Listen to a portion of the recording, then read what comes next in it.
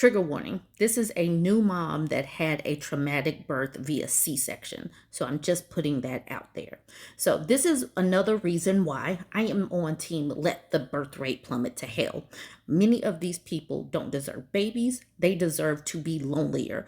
The loneliness epidemic needs to be a pandemic. Listen to this story. She says, am I the a-hole if I told my husband I wanted a divorce after he made fun of how many pants I tried on? Like I just said, she just had a C-section and a traumatic birth. Please let the birth rate plummet to hell. But let's look at the story. She's 30, he's 37.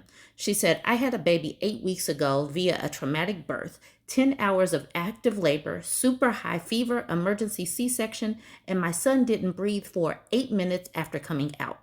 I told my husband that I had no birth plan and I just wanted all of us to get out of the hospital alive and healthy. However, I did have a very specific plan for the first 40 days postpartum that involved eating specific Chinese foods, limiting outings, and not being cold or in the wind.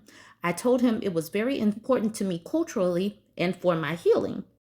While I was pregnant, which also had its complications, I meal prepped and froze a lot of foods that I just asked him to heat up and add vegetables and make rice. And I wrote recipes down for him. He said, I got you, baby. He, in fact, did not have me.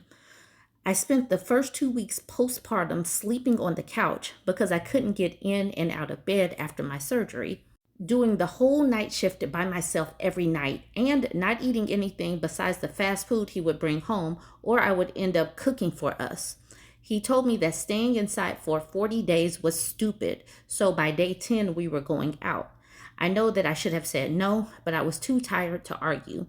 We had gone to the beach day 14, and when we got there, there were 35 miles per hour winds, and my husband said, let me just fish for a little and we can go. But he disappeared down the beach with the car keys for 3 hours while the baby and I sat in the wind. On day 16, he invited his sister to stay with us for a week, so I had to vacate the couch and climb in and out of our bed, still taking the whole night shift.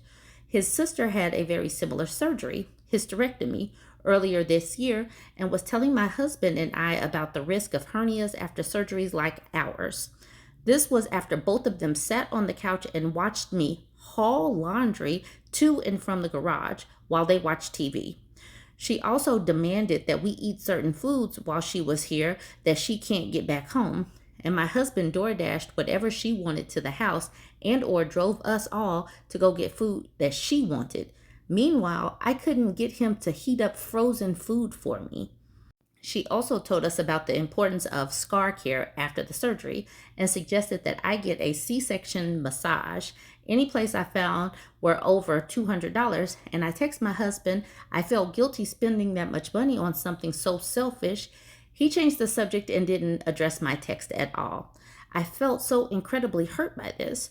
I don't know if it was hormonal or what, but him not saying anything to me, feeling guilty for wanting to do something nice for myself, made me feel so unloved and insignificant, especially because after his sister had surgery, he talked to me about wanting to send her $10,000 of our savings to help her out with medical bills, and he didn't even acknowledge, let alone offer to pay for a $200 massage for me. After I was cleared for regular physical activities at 6 weeks, I asked him if it would be okay if I spent 30 minutes a day in our garage working out. He agreed and said he would watch the baby for me. The next day, when I asked him to hold the baby for me while I worked out, and he took my son and put him down into the baby Bjorn, the baby started crying halfway through, and I had to finish my workout while wearing the baby. He told me while I was pregnant that it was a non-negotiable for him to continue going to the gym 3 times a week and started going back week 4 from 2 to 6 p.m., leaving me with the baby and having to figure out dinner. The last straw for me was yesterday. I had been with the baby all night and all morning, and he wanted to go get lunch. So I asked him to watch the baby so I could go get dressed, and I was taking longer than usual to get ready. He starkly said to the baby, Mom's got to try on 6 more pairs of pants before we can leave. And I lost it on him. I screamed, nothing fits me because I just haven't had an effing baby and I don't get to work out at all. I told him I effing hate him and that he should go to his parents' house or sleep on the couch or whatever just to leave me alone. He shook his head at me like I was being irrational, and I felt such rage inside of me. How could he not see that I was dying? I spent the night Googling divorce lawyers, and I feel like I'm overreacting. You're not overreacting. Many of these things should have been addressed. The fact that he gets to have non negotiable times where he goes to the gym for 4 hours, 3 times a week, and he can't even watch his own child. This is the reason why the birth rate needs to plummet. So many of them think that they are helping by watching or babysitting their own child. Their lives are rarely interrupted, like it's a blip. A woman's whole life will get interrupted and have to revolve around the baby. His is not interrupted at all. His life has not changed. I read this, and then after a while, she did edit and put some updates in here. She says, edit for clarification. We talked after every incident, and he said he genuinely feels bad about how he behaved, and he has been spending more time with the baby with every talk. I fully know that I'm a doormat and have been working on it with my therapist, and it was really hard for me to even express my postpartum needs with him. He does financially support us and has spent a lot of money on baby gear, gadgets that help make nights and feedings easier for me. Bottle washer, nicer pump, bottles, etc. And since the beach day, he's greatly decreased our outings with the baby.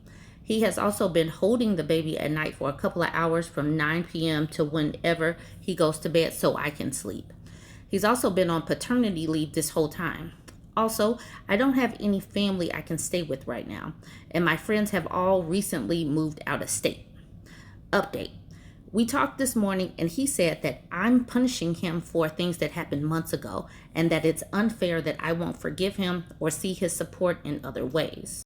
He said that I'm the problem, and that I always need someone to be angry with. I brought up his sister, and he dismissed it as me needing to compare my life with other people.